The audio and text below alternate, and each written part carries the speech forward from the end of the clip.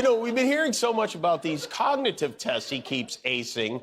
You guys know what ACE means? Okay. All right. And I've offered him the opportunity to take the test live on television. He still hasn't gotten back to me on it. So in the interest of fairness, and also to get a sense of what he keeps babbling about, we got in touch with a doctor who gives this test regularly. When Jimmy Kimmel challenged Donald Trump to publicly prove his IQ, many in the audience initially saw it as just another late-night punchline. A television host taking a swipe at a politician's favorite talking point.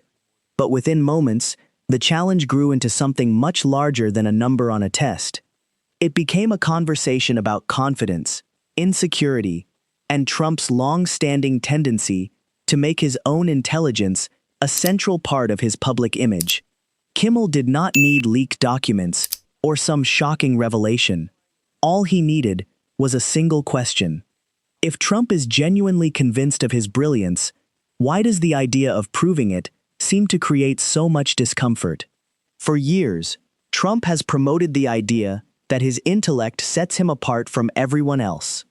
He speaks about being smart as though it is an achievement that deserves constant recognition. He frequently shares stories about experts being impressed, supporters admiring him, and critics lacking the intelligence to understand what he is doing. At campaign events, that message often sounds powerful and persuasive. But Kimmel recognized the vulnerability hidden beneath it. Was willing to take, or asked to take, by the way. These cognitive exams, they're about as difficult as the maze on the back of a box of Captain Crunch. But he's still very proud of his performance. But I've taken now 3 cognitive tests. I've aced every single one of them. And someone who is truly secure in their abilities rarely feels the need to repeat the same claim over and over. Eventually, the repetition itself begins to sound less like confidence and more like uncertainty. And that is where Kimmel's challenge started becoming a carefully laid trap. He presented it almost respectfully.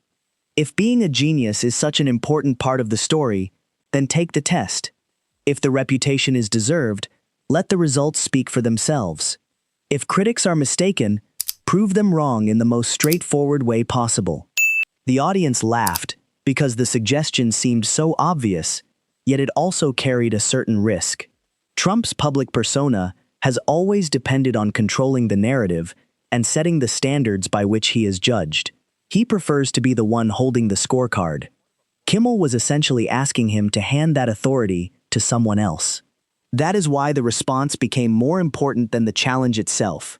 Trump did not have to visibly panic for people to recognize the pressure behind the moment. Trump says there's nothing wrong with him. He said the White House doctors have reported he's in perfect health and that I aced, meaning was correct on 100% of the questions asked. He defines the word aced for, like we're the ones with dementia. I aced for the 3rd straight time my cognitive exam, something which no other president or previous vice president. Pressure does not always appear as outright panic. Sometimes it shows up as distraction. Sometimes it looks like attacking the person asking the question. It can take the form of mocking television ratings, dismissing a show as unimportant, or claiming a question is beneath consideration while still responding loudly enough to ensure everyone hears the answer. Kimmel's argument was straightforward. If the joke truly means nothing, why spend so much energy responding to it? But the discussion quickly evolved beyond an IQ challenge. Kimmel transformed it into a broader question about leadership and character. He reminded viewers that a country is not governed by self-proclaimed intelligence. Grocery bills do not shrink because a politician calls himself a genius. International conflicts do not disappear because someone boasts about being smarter than everyone else. Families do not feel more secure because a public figure wins an imaginary contest of intelligence against a comedian. Real intelligence reveals itself through judgment, patience, discipline, and the willingness to listen, especially when the truth is uncomfortable. That message resonated strongly with older viewers. Many have encountered people throughout their lives who confused loud confidence with genuine wisdom.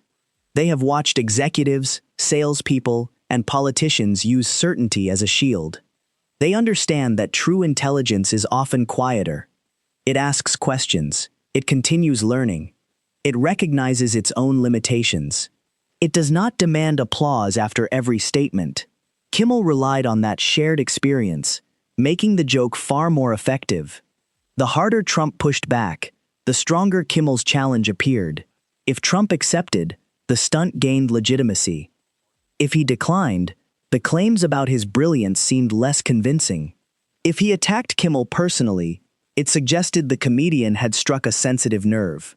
That is what made it such an effective late-night setup. Every possible response led back to the same central question. Why is someone who presents himself as untouchable so easily provoked? The audience erupted because they were not merely laughing at Trump. They were recognizing a familiar pattern.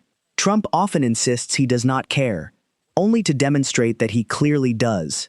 He labels critics as irrelevant, then spends significant time responding to them.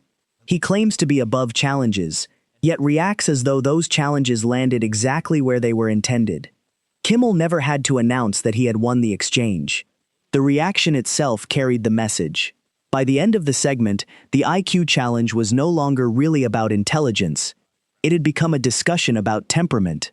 Anyone seeking to lead a nation must be capable of handling criticism without turning every joke into a personal battle.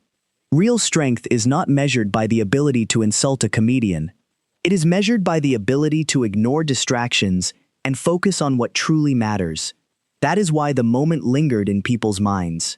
Kimmel challenged Trump to prove his IQ, but the most important test was never written on paper. The real test was composure. And for many viewers, Trump's response told the entire story. It suggested that the most vulnerable part of the self-proclaimed genius image is not the score itself. It is the possibility that someone might eventually ask for evidence in front of a national audience.